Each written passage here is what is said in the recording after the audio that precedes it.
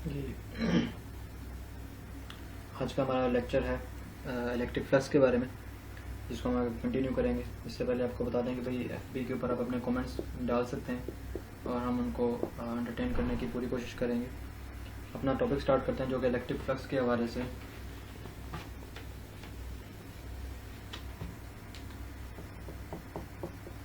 What is electric flux? हम इससे पहले पढ़ चुके हैं इलेक्ट्रिक फील्ड लाइंस के बारे में। अगर आपकी इलेक्ट्रिक फील्ड लाइंस हैं या आपका एक चार्ज पड़ा हुआ है जिससे आपकी इलेक्ट्रिक फील्ड लाइन जैसे निकल रही हैं,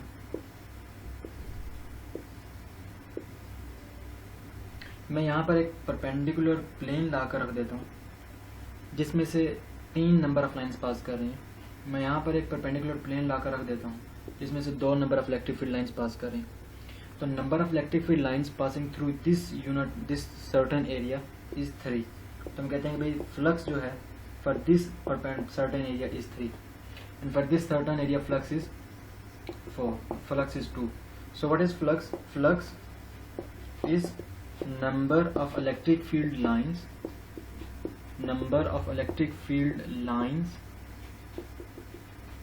passing through a certain area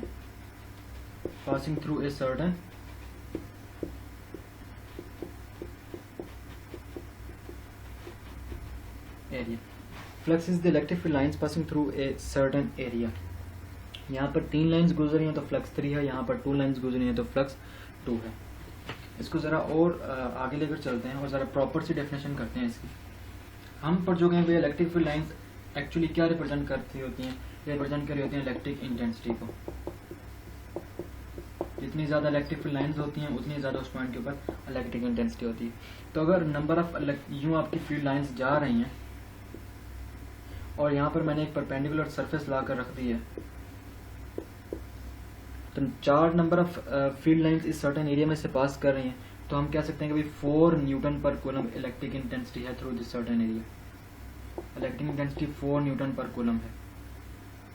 अगर हम आगे ये 2 इलेक्ट्रिक फील्ड लाइंस जा रही थी, यहाँ पर एक और प्लेन रख दिया मैंने, तो इस पॉइंट के लिए जो आपकी इलेक्ट्रिक इंटेंसिटी है वो 2 न्यूटन पर कूलम, 4 न्यूटन पर कूलम है और 2 न्यूटन पर कूलम है।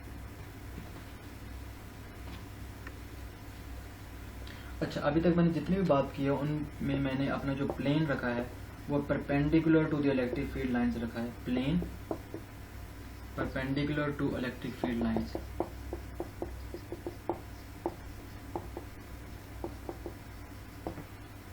फ्लक्स का जो सिंबल होता है वो फाई होता है, ये ग्रीक सिंबल है। और हमने देखा कि होता है electric field lines passing through a certain area that is held perpendicular. तो हम कह सकते हैं कि electric intensity multiply by the area perpendicular the electric intensity के प्रोडक्ट के बराबर होता है। तो electric flux is equal to electric intensity multiply the area that is held perpendicular for that electric field lines. अगर एक परपेंडिकुलर एरिया में से 3 इलेक्ट्रिक फील्ड लाइंस गुजर रही हैं तो उस एरिया को 3 से मल्टीप्लाई कर देंगे, हमारे पास इलेक्ट्रिक फ्लक्स आ जाएगा। अगर 4 गुजर रहे हैं तो उस एरिया को 4 से मल्टीप्लाई कर देने के पास इलेक्ट्रिक फ्लक्स आ जाएगा। लेकिन जो हम आगे लेकर जाते हैं तो लाजमी दुनिया का एरिया हमेशा ही परपेंडिकुलर रखा जाए। अगर ये मेरी ये इलेक्ट्रिक फील्ड लाइंस मौजूद थी और मैं एरिया इनके ऐसे एक किसी एंगल के ऊपर रख देता हूँ, जो कि एंगल आपका लेट्स सपोज 30 डिग्रीज का बन जाए या 40 डिग्रीज का बन जाए। अब आपका जो एरिया है वो एक एंगल के ऊपर मौजूद है। आपका जो प्लेन ऑफ एरिया है that is at an angle.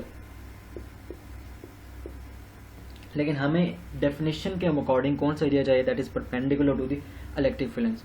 तो हम इस एरिया को रिजॉल्व कर लेते हैं in x and y components, और आपका जो परपेंडिकुलर कंपोनेंट होगा that is always equal to original area multiply by its cos component. That is a projection of a perpendicular to the electric field lines.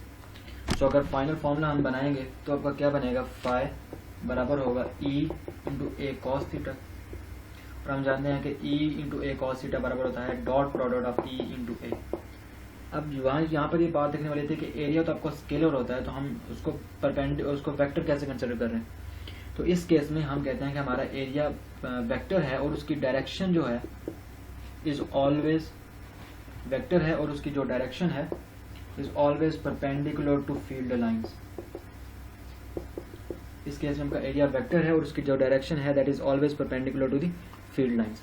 तो आपका final formula फिर क्या निकलता है फॉर द फ्लक्स, जिसको हम electric flux बोलते हैं। इलेक्ट्रिक फ्लक्स का आपका फाइनल फार्मूला फिर ही निकलता है कि that is E is phi is equal to होता है ई डॉट ए के।